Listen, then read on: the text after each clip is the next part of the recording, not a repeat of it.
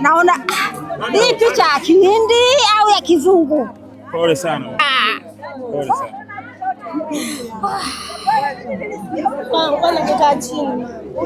Kwanza namshukuru mama yangu Kulwa mwanajeshi.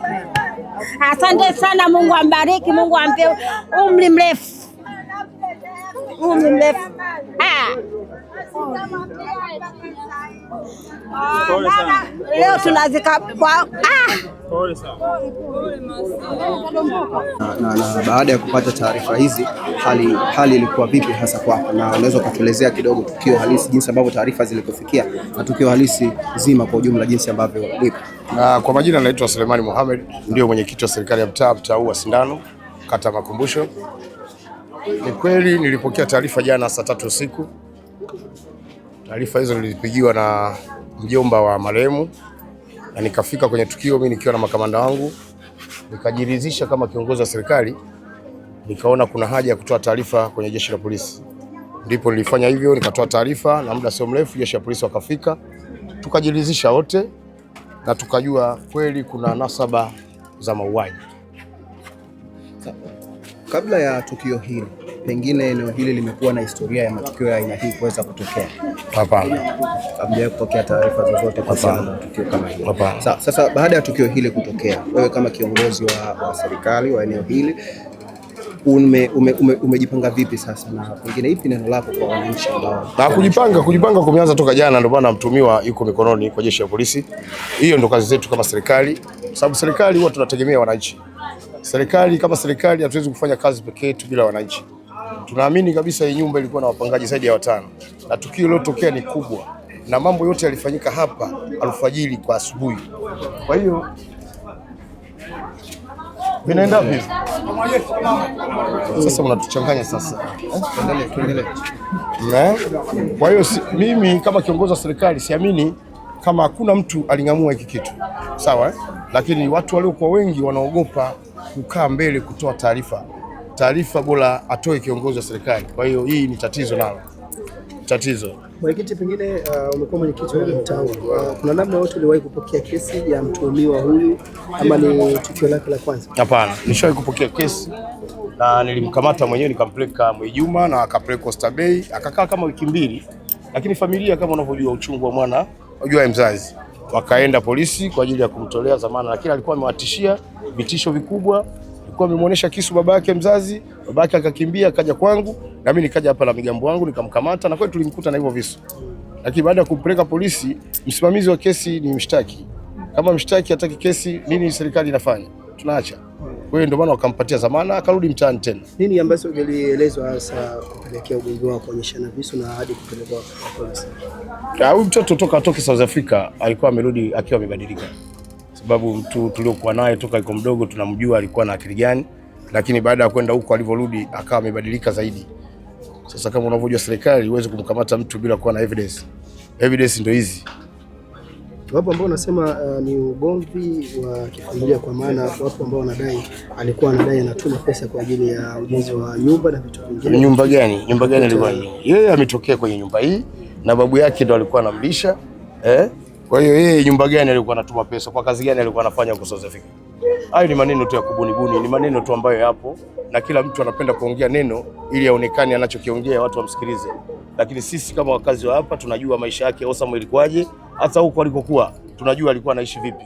Wala hakuna kutuma hela kwa hela gani.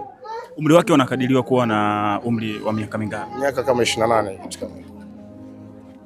Na tukio hilo linakadiriwa kutendwa ama kutekelezwa kwa silaha gani ambayo ametumia kuondoa uhai wake? Ametumia shoka, na uzuri mwenyewe katuambia aliwakuta wamelala. Sababu walikuwa wanalala chumba kimoja. Na yeye alikuwa amelala na babake mdogo, lakini babake alikuwa amelala chini.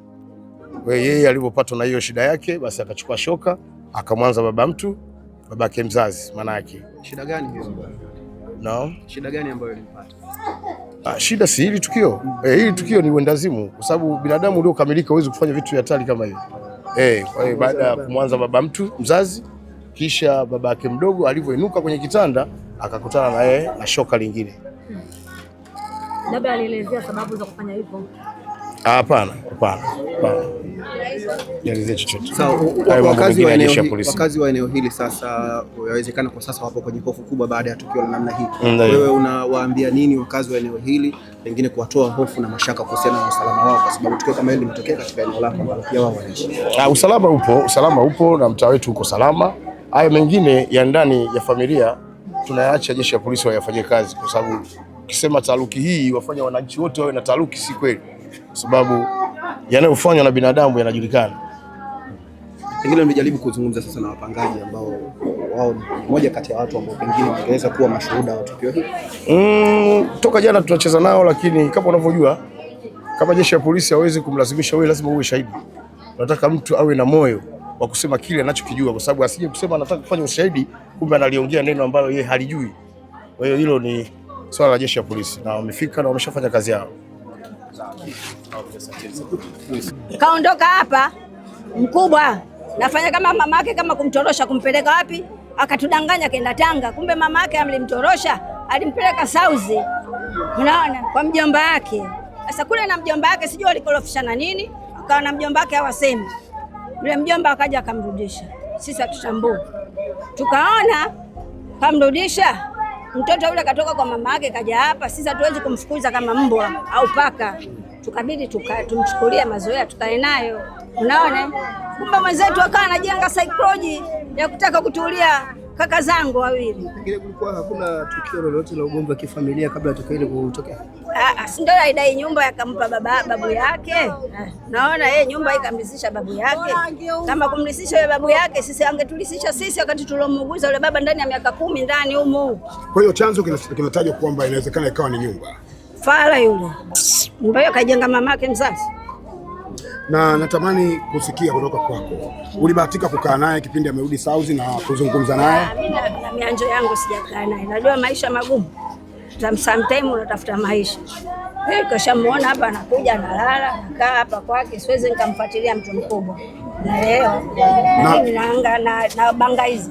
Na kaka yako ambaye ni marehemu kwa sasa, hajawahi kuambia chochote kuhusiana na huyo mtoto wake? Hajawahi kuniambia neno la aina yoyote. Naona sijakaa naye leo ndani, kaka kaanza kunipa introduction za mtoto wake. Naona siwezi nikatambua. Neno lako kama shangazi ni lipi? Mimi kama shangazi ninaiomba jamhuri ya serikali. Sasa hivi tunaona kwenye hizi Facebook, kwenye nini sijui kwenye nini, kuna hukumu ya kunyongwa. Tunamwomba Mama Samia huruma aweke pembeni na sisi na tutizame, kwa sababu watu wengine wanaua bila hatia. Naona sasa kama mtu anaua bila hatia, na wewe uuliwe, ukirudi huku najua na sisi atakuja kutuua. Na sisi tuna watoto wadogo, siko na mamangu mzee, sangine Mungu kamweka siku hizo kapupulika mpaka ndani huko hajijui. Anaweza akapigwa shoka, na hata mimi naweza nikapigwa shoka, nikastukia nimekufa, nikafukiwa. Baada ya kufukiwa mbele, nitakwenda kutumbukiza kwenye kalo la choo.